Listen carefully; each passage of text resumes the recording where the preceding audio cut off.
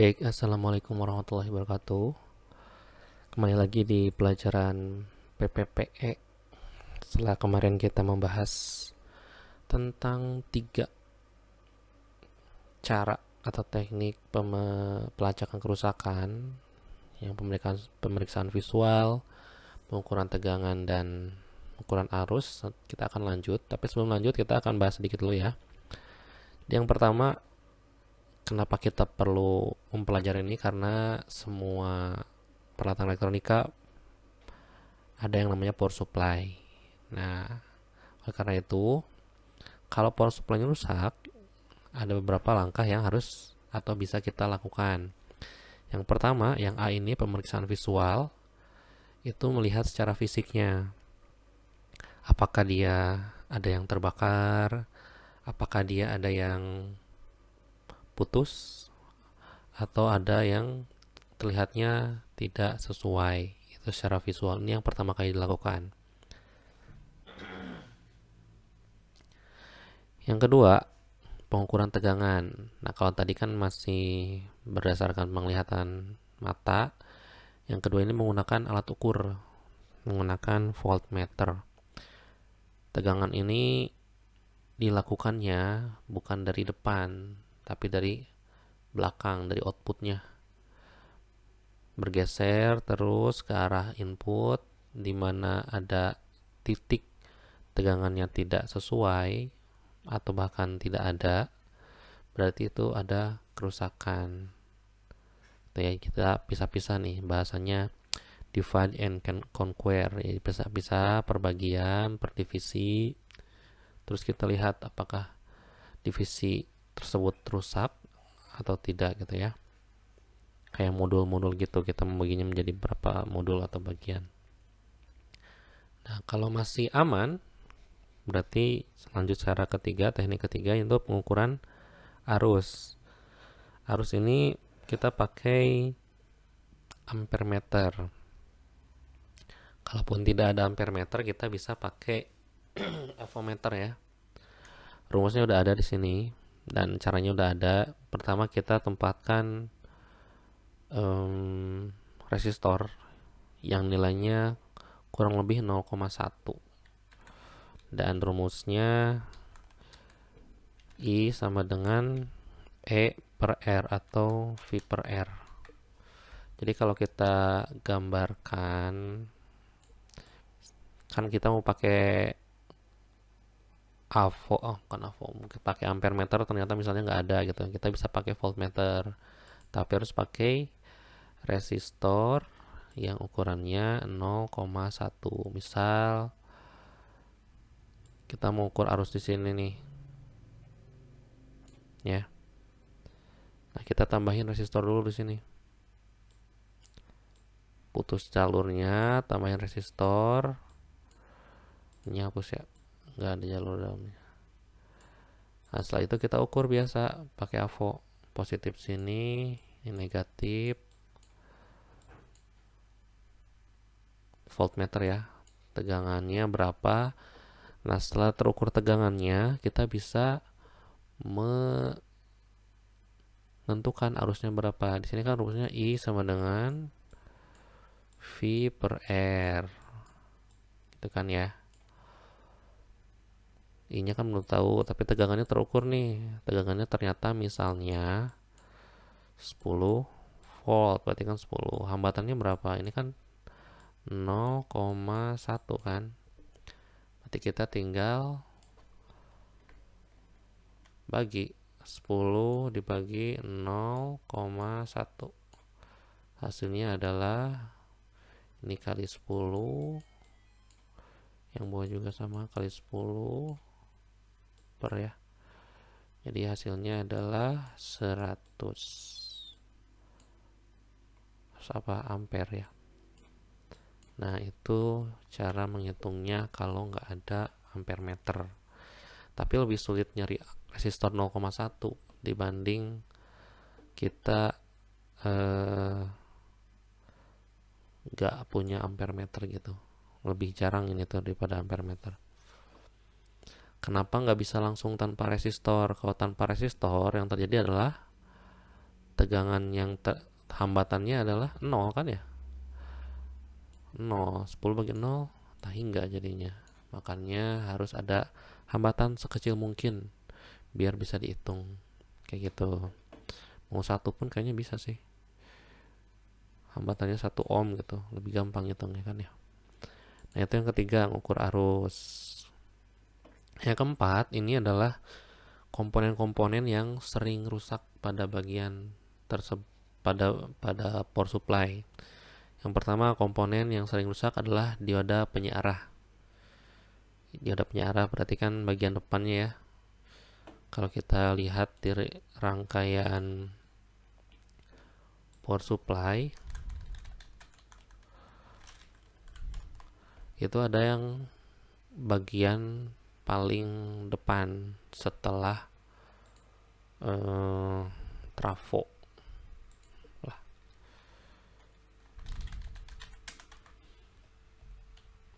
Nah memang ini riskan. Pertama ya mungkin rusak karena terlalu lama atau terlalu panas. Yang kedua ini seringnya tuh banyak yang masang terbalik. Jadi kalau bikin sendiri ini sering juga salahnya di sini. Nah dioda ini dia paling depan nih dekat dengan trafo, dan juga dia posisinya ada yang bridge gini, yang 4, ada juga yang 2, yang half kayak gini ya. Ini juga sama riskan untuk terbalik. Ini sering rusak. Cirinya rusak apa? Biasanya tuh ada putih sedikit kayak bekas asap kebakar gitu ya. Putihnya bukan yang garisnya, tapi ada putih yang gak rata. Artinya dia udah bisa pecah karena terlalu panas, atau ada gosong di PCB-nya di dekat si diodanya. Nah yang kedua, setelah dioda penyiarah ada IC regulatornya. Ini berarti ya IC regulator yang kakinya 3, yang kayak transistor. Itu juga sama, kalau dia terlalu panas akibatnya dia rusak. Kalau rusak outputnya nggak sesuai. Misal di sini ada 7812, 7805, 7912, 7905. Kalau 78 artinya dia outputnya positif. Yang 2 digit terakhir itu output tegangannya. Berarti kan ini positif 12 volt. Ini positif 5 volt. Kalau 79 dia tegangan negatif. Ini outputnya berarti negatif 12 volt, negatif 5 volt. Lihat tuh, outputnya sesuai.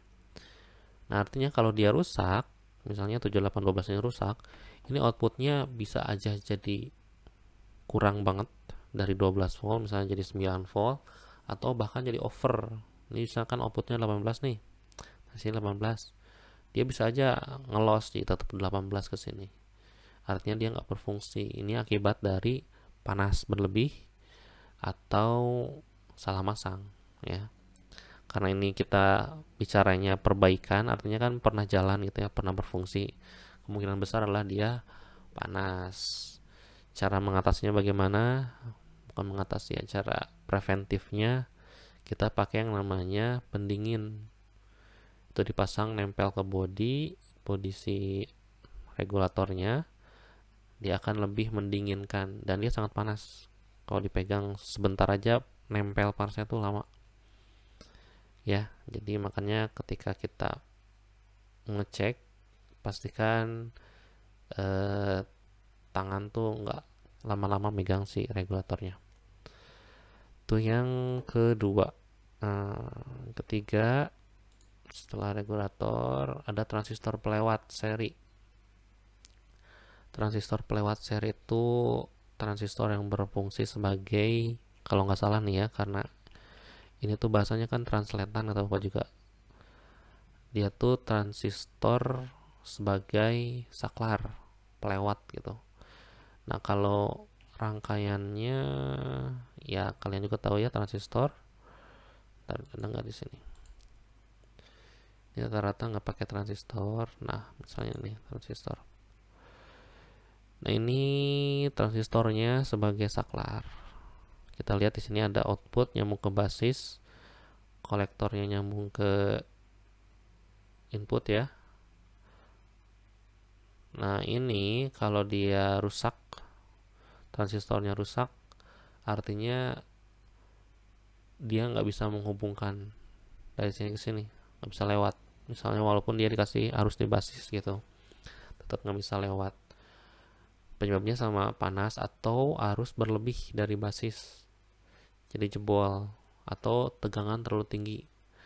Karena kan si transistor tuh punya spek gitu ya, tegangan berapa dia bisa, tegangan berapa dia jebol gitu. Makanya harus baca datasheet, yang menyebabkan seringnya sih panas dan tegangan berlebih itu transistor atau kapasitor filter. Kapasitor filter itu, filter kan artinya penyaring. Kita balik ke rangkaian yang ini deh, yang kita pakai. Nah, kapasitor tuh kan ini nih, filter tuh dia sebelum regulator. Dinamakan filter karena dia, kalau kalian waktu kelas 1 tuh bilangnya untuk menyaring sinyal supaya lebih lembut gitu. Betul, cuman bagaimana caranya supaya lebih lembut? Karena sifat atau karakter dari si kapasitor ini, dia hanya bisa melewatkan arus AC. Arus DC nggak bisa lewat. Kalau kita gambarkan, jadi si kapasitor itu punya karakter yang unik.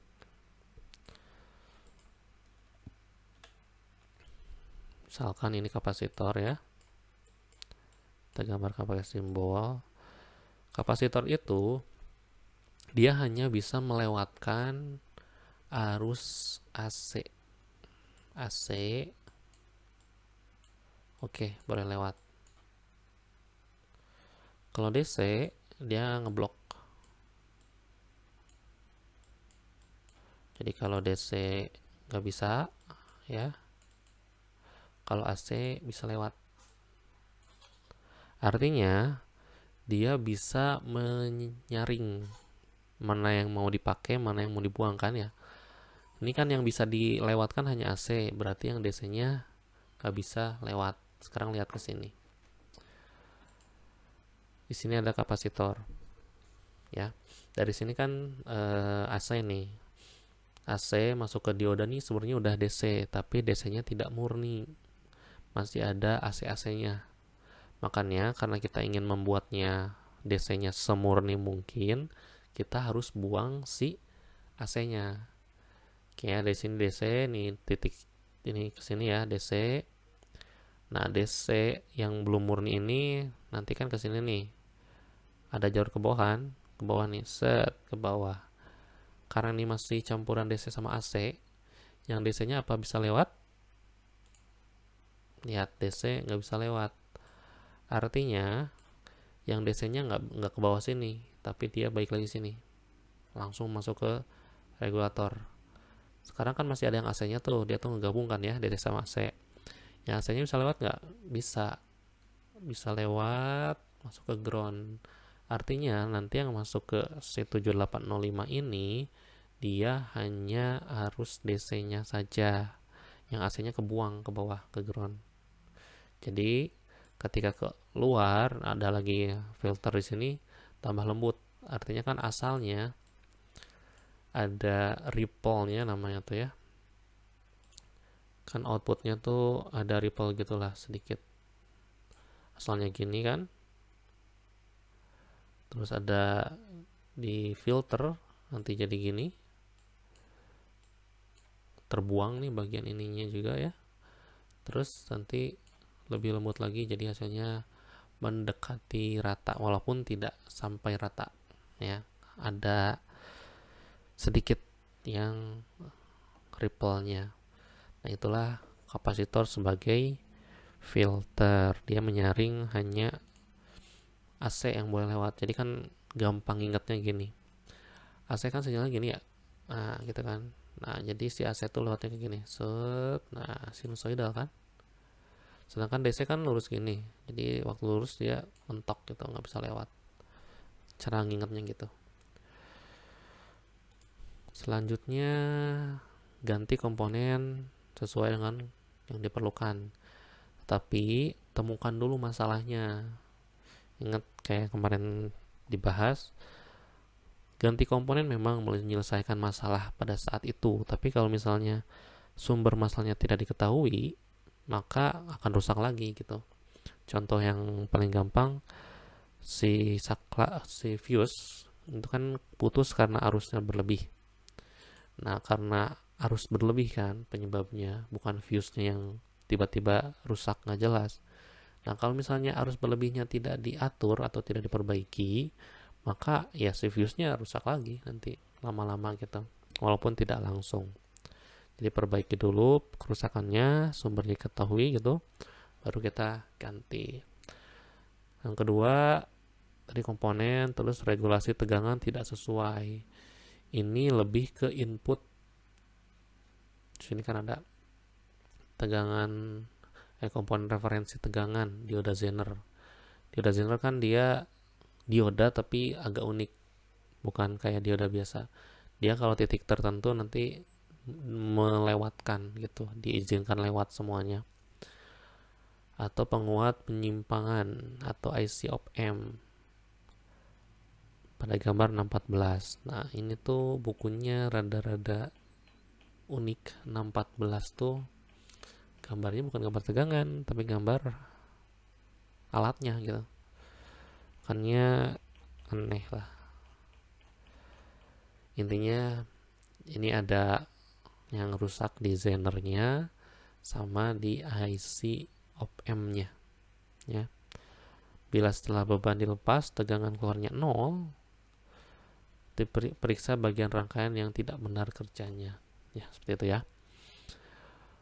Yang ketiga, catu daya berosilasi. Osilasi itu hubungannya dengan frekuensi. Nah, di sini ada urusannya kapasitor nih. Pada gambar 618 kita lihat apakah ada kapasitor. 618 ya. Gambarnya ada nggak pertanyaannya itu? Lihat 619, ini 617. Ada 2 617 nya. Jadi 618 nya nggak ada. Dan misalnya ini 618, ini nggak ada kapasitor. Ini pun nggak ada gitu, nggak tahu yang mana. Mungkin yang ini. Mungkin ya, mungkin yang ini nih. Tapi nggak jelas juga ini nggak ada berapa ukurannya. Ya intinya atau artinya di sini tuh periksa kapasitornya tuh outputnya udah bener belum, sesuai enggak gitu yang diharapkan. Bila menggunakan transistor atau op-amp, periksa bypass lain. Ini kalau tadi sebagai filter, di sini si kapasitornya berfungsi sebagai pendukung IC bypass.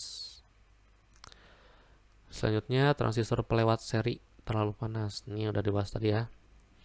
Jadi karena inputnya terlalu besar, kemungkinan dia jadi tidak sesuai gitu ya, tidak sesuai dengan speknya, dia panas, dia rusak gitu. Lihat gambar 621. Nih 621 ini benar nih ada gambarnya. Nah, transistor Darlington tuh yang mana? Di sini kan dibilangnya apa nih? Pelewat lebih dari satu dan dipasang paralel. Kayaknya sih ini. Sama ini nih. Ini ada 3 cuman kayaknya ini sama ini nih. Karena ini seri ya. Ini paralel nih. Ini Darlington. Ini kalau salah satu rusak, ini ngaruh ke yang lainnya. Yakinkan bahwa transistor tersebut sesuai. Juga panas timbulkan selama peralatan bekerja dapat disebabkan oleh perubahan harga resistor pelewat seri. Nah, lihat di sini. Ini ada resistornya kan. Nah, ini resistornya kalau ngaco atau rusak, arus yang kesini akan berbeda hasilnya. Kalau ini yang terlalu besar, nanti outputnya juga beda. Artinya kalau resistornya, ini kan penyebabnya nih resistor rusak, tapi setelah itu merambat dia, jadi ikut juga si transistor rusak. Makanya kalau diganti transistornya doang, resistornya nggak diganti, ya tetap rusak terus gitu ya. Jadi ngeceknya di arusin ini, arus basis. Selanjutnya pembatas arus kita kan ya, si resistornya. Selanjutnya ke penggantian komponen. Ada beberapa hal yang harus diperhatikan ketika kita akan mengganti komponen. Yang pertama, komponen penggantinya harus mempunyai nilai yang sesuai. Kalau ganti kapasitor, pastikan mikrofaradnya juga sama dan juga tegangannya pun sama, tegangan kerjanya. Karena ada yang mikrofaradnya sama, ukurannya sama, tapi tegangan kerjanya beda. Biasanya lihat dari ukuran dia beda juga. Ada yang warna biru, ada yang warna coklat kan ya. Nah, itu beda keperluannya juga. Makanya harus sama persis kalau kapasitor. Nggak boleh beda. Nanti kalau si regulatornya butuh osilasi frekuensi, maka dia akan sangat mengganggu gitu. Yang kedua, spek komponen pengganti tentang arus, daya, dan toleransi harus sama. Ini sih intinya, ya sama aja, baca speknya, terus penggantinya harus sama. Transistor arusnya berapa, tegangan berapa, karena ada speknya si transistor. Walaupun kita bisa ganti, misal ada transistor tipe A, itu jarang di pasaran misalnya, tapi ada transistor tipe B yang mirip-mirip tegangan sama arusnya, tapi dia ada fitur tambahan gitu. Maka kita bisa pakai transistor yang itu. Yang ketiga, jangan pernah mengganti komponen pelindung seperti sikring dengan komponen lain yang tidak sesuai ampernya. Ini sangat riskan. Ekstrimnya bisa kebakaran lah. Ibaratnya gini, si sikring dia kan ada batasnya ya. Kalau dia batas arusnya berapa, dia putus gitu. Artinya misalnya arus yang diizinkan lewat tuh tidak lebih dari 1 ampere. 1 ampere, lebih dari 1 ampere, sikring putus. Lebih dari 1 ampere, sikringnya putus. Nah, kalau kita pakai yang lebih, ini 1 ampere fuse-nya ya. 1 ampere. Arus 0,9 ampere oke. 0,8 oke gitu. Ketika ketika arusnya itu 1,1, dia putus. Artinya ketegangan ke rangkaiannya pun nggak ada tegangan, nggak ada arus, nggak ada apa-apa yang masuk, mati aja. Nah, kita ganti misalnya yang harusnya 1 ampere diganti sama kita, diganti menjadi 2 ampere biar nggak cepat rusak gitu katanya. Kasih 2 ampere, ini kan nyambung ke rangkaian ya. Arus lewat 1 ampere, 0,9 aman, 0,8 aman, 1 ampere masih aman, dia nggak putus. Tapi ini udah ada reaksi, misalnya udah mulai komponennya rada-rada panas gitu. Masuk lagi misalnya 1,5 ampere, ini udah jauh banget arusnya kan. Ternyata yang terjadi adalah fuse-nya aman, nggak putus, tapi rangkaiannya yang rusak. Karena rangkaian ini kan tadi awalnya hanya boleh dilewati arus maksimal 1 ampere.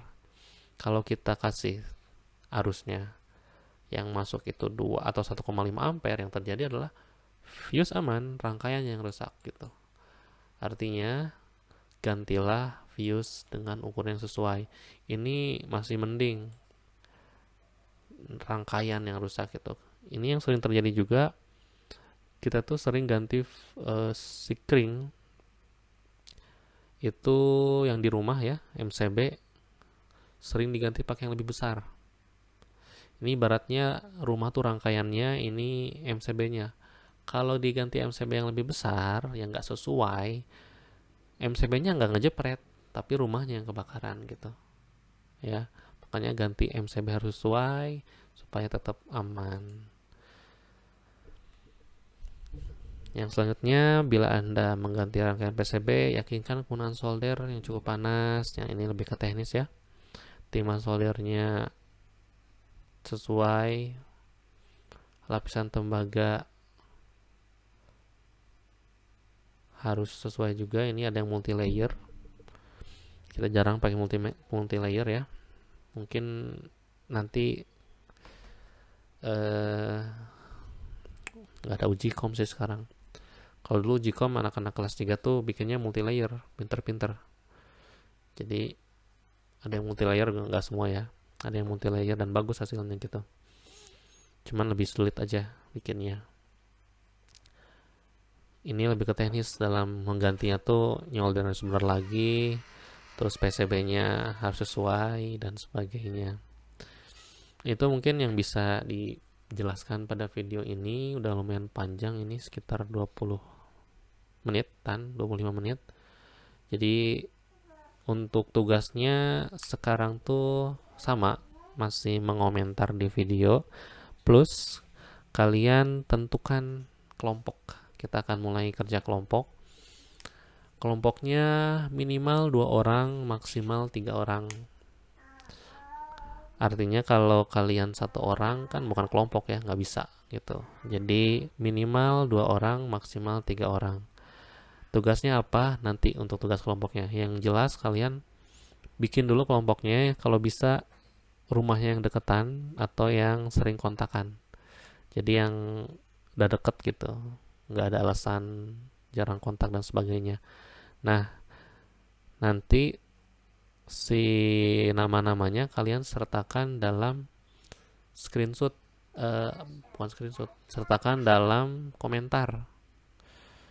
Komentar itu kalian screenshot, dari screenshot kalian upload kayak gitu ya. Jadi komentarnya tuh kayak gini, semua orang komentar ya. Nama misalnya Erik, kelas 12 S1, kelompok